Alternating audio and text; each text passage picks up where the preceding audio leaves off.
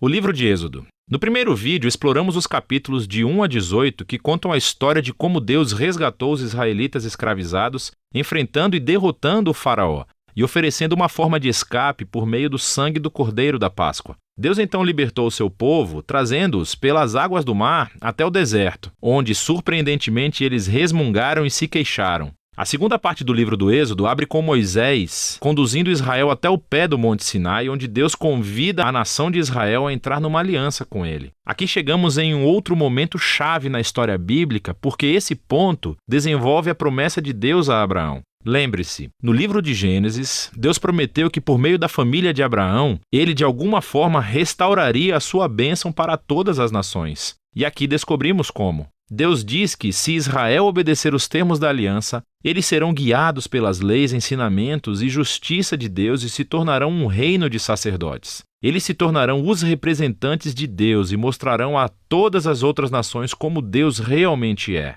O povo de Israel aceitou a oferta avidamente. A presença de Deus aparece no topo do Monte Sinai na forma de nuvens, relâmpagos e trovões. Moisés sobe ao monte como representante do povo e Deus apresenta os termos básicos da aliança, os famosos 10 mandamentos. São os termos básicos do acordo do relacionamento entre os israelitas e Deus. Depois disso, vem outra coleção de mandamentos que desenvolve os primeiros 10 em mais detalhes. A lei sobre o louvor de Israel, sobre a justiça social, sobre como devem viver juntos, tudo moldando Israel em uma nação de justiça e generosidade diferente das outras nações. Moisés escreve todas essas leis e as traz para o povo que, mais uma vez, avidamente aceita fazer essa aliança com Deus. Uma vez feita a aliança, Deus toma mais um passo e avança o relacionamento. Ele diz a Moisés que quer que a sua presença sagrada, divina e bondosa viva no meio de Israel, o que desenvolve outro aspecto das promessas da aliança de Deus. Lembre-se, depois da rebelião da humanidade no jardim, o homem perdeu o acesso à presença direta de Deus. Mas agora é através da família de Abraão que a presença de Deus se torna mais uma vez acessível por meio dessa aliança, primeiro com Israel e depois, um dia, com todas as nações. O que segue são 7 capítulos de plantas arquitetônicas detalhadas da tenda sagrada chamada o tabernáculo. Há um pátio exterior com um altar. No centro há uma tenda com uma sala exterior e uma sala interior. Dentro da sala interior, chamada de Santo dos Santos, há uma caixa dourada chamada Arca da Aliança. Há criaturas angelicais no topo dela. Esse é o ponto principal da presença de Deus. Esses capítulos têm muitos detalhes. É importante saber que cada parte tem algum tipo de valor simbólico. Todas as flores, os anjos, o ouro e as joias relembram o Jardim do Éden, o lugar onde Deus e os seres humanos viveram juntos em intimidade. O tabernáculo é como um Éden portátil, por assim dizer.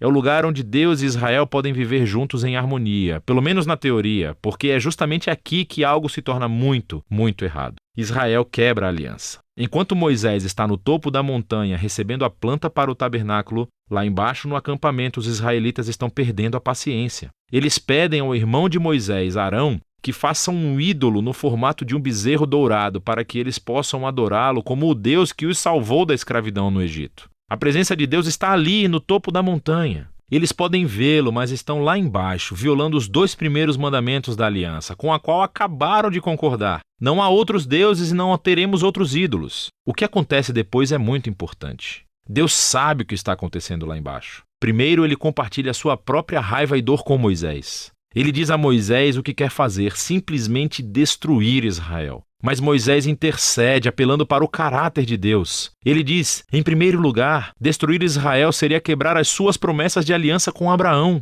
Então Moisés apela para a reputação de Deus entre as nações. O que eles irão pensar se virem o Senhor destruir o seu próprio povo? Deus aceita a intercessão de Moisés e cede. Enquanto ele traz o seu julgamento para aqueles que instigaram a idolatria, ele perdoa a nação inteira e promete renovar a aliança. É justo nesse momento da história que Deus pela primeira vez descreve o seu próprio caráter a Moisés. Ele diz, o Senhor é misericordioso e gracioso. Ele não se ira com facilidade. É abundante na sua fidelidade à aliança. Ele perdoa os pecados, mas não deixará impunes os ímpios. Existe essa tensão. Deus é cheio de misericórdia, mas também deve lidar com o mal se ele afirma ser bom. Acima de tudo, Deus é fiel às suas promessas, mesmo que isso signifique um compromisso para com um povo totalmente sem fé. Depois de renovar a aliança com Israel, Deus ordena que Moisés vá em frente e construa o tabernáculo. Mais uma vez, temos 5 longos capítulos descrevendo detalhadamente a construção do tabernáculo. A história culmina no capítulo final, quando o tabernáculo é concluído. A presença gloriosa e divina de Deus vem e paira sobre a tenda e temos grandes expectativas. Moisés quase entra na tenda, mas no final não entra. Na verdade, ele não tem autorização para entrar. E o livro termina assim.